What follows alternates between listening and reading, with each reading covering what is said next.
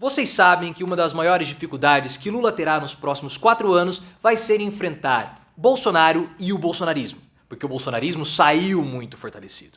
Mas Lula e o PT têm um plano: deixar Bolsonaro impossibilitado de se candidatar pelos próximos anos, pulverizando assim o bolsonarismo em vários outros candidatos. Na minha opinião, esse é um bom plano, mas eu quero que você coloque nos comentários: você teme que o bolsonarismo seja oposição ao Lula? O que você espera do futuro de Bolsonaro? A prisão?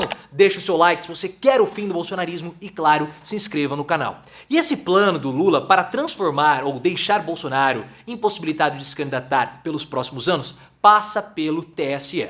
Já existem 6 ações no TSE contra a chapa contra a chapa Bolsonaro e Braga Neto, movidas pela chapa Lula e Alckmin. E nas próximas semanas, mais 2 ações no TSE serão movidas pelo PT.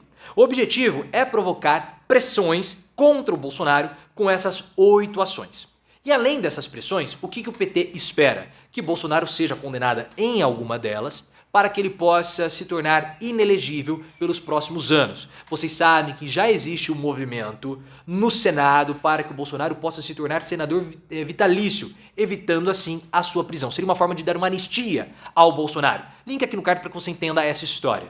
Então, se o Bolsonaro não vai ser condenado pela justiça, ele pode ser condenado pelo TSE, ficando assim impossibilitado de disputar pleitos futuros. E isso faz com que o PT pressione o Bolsonaro e evite que ele faça qualquer tipo de ação que possa prejudicar o futuro governo Lula, como esvaziar os caixas das estatais, o que seria péssimo, porque ele ainda tem a caneta, pessoal. Essa é uma questão importante. O Bolsonaro ele pode ter desaparecido, ele pode ter trabalhado menos de 30 minutos nas últimas 4 semanas, ou ter trabalhado menos de 2 horas nos últimos 4 anos. Porque ele teve que andar de jet ski, né? Bolsonaro é um homem de necessidades. Fica andando de jet ski, dando cavalinho de pau, empurrando Michelle das escadas, dizem por aí essa história da Michelle. Então ele não tem tempo de trabalhar, mas ele ainda tem a caneta.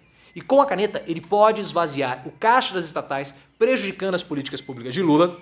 E ele pode também fazer nomeações. Recentemente ele nomeou um novo ministro do TSE e também indicou todo o Conselho Nacional de Educação. Então ele tem poderes para prejudicar o governo Lula. Então, com essas pressões jurídicas no TSE, o PT pode começar a barganhar a calma tranquilidade de Bolsonaro.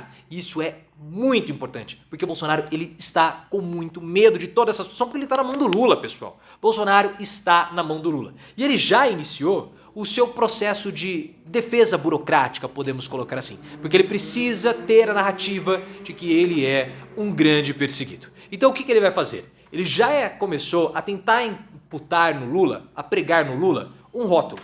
E o que é um rótulo? O rótulo é uma associação pejorativa e negativa que o derrotado tenta imputar no vencedor.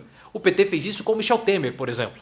Depois que houve o impeachment de Dilma, o PT trabalhou para conseguir passar a ideia e solidificar a ideia que o Temer era um golpista. O objetivo de Bolsonaro é colocar no Lula a pecha de presidente ilegítimo, que Lula só venceu porque houve uma proteção do TSE para anular os processos contra Lula, devolvendo assim a possibilidade dele ser candidato. E isso já ajuda a narrativa do Bolsonaro de que ele é um perseguido político e que Lula recebeu uma ajuda por parte do TSE. Assim, é só para ficar, de fato, fomentando o gado de Bolsonaro. Mas qual é o plano do Lula? Aí que está muito interessante. O Lula ele tem um plano de dissipar o bolsonarismo para fazer com que a política nacional volte a ser aquilo que era antes da chegada do bolsonarismo, ou do Bolsonaro. Ter aquela velha dicotomia PT e PSDB. Mas eu sei que você bem sabe, porque nós já falamos aqui várias vezes, que o bolsonarismo ele é mais forte do que o Bolsonaro. Porque no primeiro turno, os candidatos bolsonaristas tiveram mais votos do que o próprio Bolsonaro. E é um movimento que veio para ficar, pessoal. Esse movimento bolsonarista, ele se origina lá no malufismo, vem evoluindo, passa pelo movimento religioso, porque há elementos religiosos no bolsonarismo e se solidifica agora, se consolida no bolsonarismo. Então o bolsonarismo vai continuar existindo. E o Lula tem consciência disso. Mas qual é o objetivo do Lula? Ao impossibilitar Bolsonaro de ser candidato, não há uma unidade no bolsonarismo. E esses 20 a 30% de população bolsonarista teria que ser, melhor dizendo, dissipada em vários candidatos. E essa desarticulação do bolsonarismo evitaria uma oposição mais consolidada e menos barulhenta contra os próximos anos do governo Lula, mantendo assim aquele plano do Lula de ter uma oposição um pouco mais qualificada, de ter uma dicotomia política mais qualificada como era PT e PSDB. Esse plano do Lula já foi externalizado há muito tempo e eu vejo como um bom plano, porque acabar com o bolsonarismo, isso não existe. Mas o que você acha desse plano de Lula? Ao entrar com ações no TSE, tornando o Bolsonaro impossibilitado de se candidatar, é uma boa ideia para dissipar o bolsonarismo? Coloque nos comentários, a sua opinião é importante e, claro, se inscreva no canal. E aliado a isso, vocês sabem muito bem que existe uma espiral destruidora ou destrutiva dentro do próprio bolsonarismo. O bolsonarismo ele é um movimento essencialmente de destruição. Por isso que o Bolsonaro passou os últimos 4 anos destruindo as instituições republicanas. Mas o bolsonarismo foi se autodestruindo também. Porque todos aqueles que eram aliados de Bolsonaro, nas periferias, do bolsonarismo, foram sendo derrotados. Joyce, Mourão, Santos Cruz, Bebiano, Frota, Wilson Witzel, Sérgio Moro, depois ele acabou voltando, João Dória, e a espiral está cada vez mais perto do núcleo. Os militares foram destruídos pela espiral bolsonarista na semana passada com aquele relatório. Os filhos do Bolsonaro também estão em conflito. E essa espiral vai chegar no núcleo duro de Bolsonaro, ou no núcleo duro do bolsonarismo, que é Michele e Bolsonaro. Michele e Bolsonaro vão entrar em conflito mais cedo ou mais tarde, por conta dessa autodestruição. Se vocês quiserem entender mais sobre esse assunto, sobre essa espiral, a hipótese que nós estamos levantando, link aqui no card. E se vocês acham que isso não está acontecendo, já está acontecendo. Olhem só, Tarcísio de Freitas em São Paulo. Tarcísio de Freitas era o maior expoente do bolsonarismo, porque vai governar o estado mais poderoso e importante do país, que é o estado de São Paulo, e o Tarcísio já começou a dar demonstrações que ele quer uma agenda própria.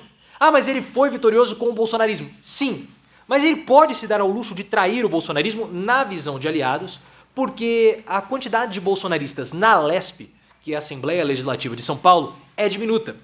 E o Tarcísio, ele vai manter o bolsonarismo, muito resumidamente, na parte das escolas cívico-militares. Vai ser o ponto ideológico do Tarcísio de Freitas. Ele quer manter a postura dele ou a imagem de que ele é um realizador de obras, porque ele quer se cacifar para disputar a presidência da República em 2026. Esse é o plano do Gilberto Kassab. E ele quer talvez trazer o Tarcísio de Freitas para o PSD, porque hoje o Tarcísio de Freitas está no Republicanos. E o Republicanos tem uma forte influência da Michele Bolsonaro. A Michele pode indicar cargos no governo do Tarcísio em São Paulo. E os bolsonaristas também querem esses cargos. Então olhem só aquele conflito da Michele contra o Bolsonaro e o bolsonarismo chegando ao governo de São Paulo. Porque se hoje o Republicanos tem a cadeira de Damares Alves no Senado, é graças a Michele, que peitou o Bolsonaro, peitou o PL e peitou todo mundo. Então a destruição vai acabar chegando. E se vocês acham que só existem problemas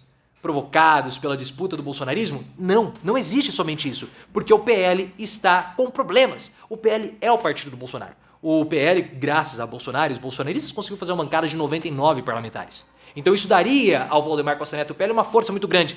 Mas não é bem assim, porque praticamente aí 40 ou metade da base do PL é feita de bolsonaristas. E o resto são antigos integrantes do PL, ou seja, o partido vai rachar. Não dá para o Valdemar Costa Neto manter 2 partidos em um só. Porque você tem os interesses dos antigos integrantes do PL e você tem o próprio bolsonarismo dentro do próprio partido. Não tem como Costa Neto segurar tudo isso, porque os bolsonaristas vão querer puxar para a oposição, o Valdemar Costa Neto quer puxar para a situação e essa corda ela vai acabar arrebentando, dificultando inclusive a oposição bolsonarista ao governo Lula. E eu tenho até um prazo de quando o PL vai rachar, pessoal. Ah, mas o Bolsonaro teve lá as prerrogativas, as garantias do PL. Isso vai acabar com a indicação do PL para disputar a presidência do Senado. Porque vocês bem sabem, o PL tem o interesse de lançar candidato próprio ao Senado, só que quem vai sair? Quem vai ser o candidato do PL? Porque você tem 2 núcleos ali dentro, 2 grupos. Você tem o PL clássico, que aparentemente vai ter o candidato, que é o Carlos Portinho, mas você tem outros bolsonaristas interessados na vaga, como por exemplo o Magno Malta. O Magno Malta já foi cogitado para ser presidente do Senado, indicado pelo PL. E aí? Você tem o grupo do Costa Neto, você tem o grupo do Flávio dos bolsonaristas. Então, quando o PL definir o candidato do partido para a presidência do Senado, eu vejo que aí o partido vai rachar. Os interesses não vão ser possíveis de serem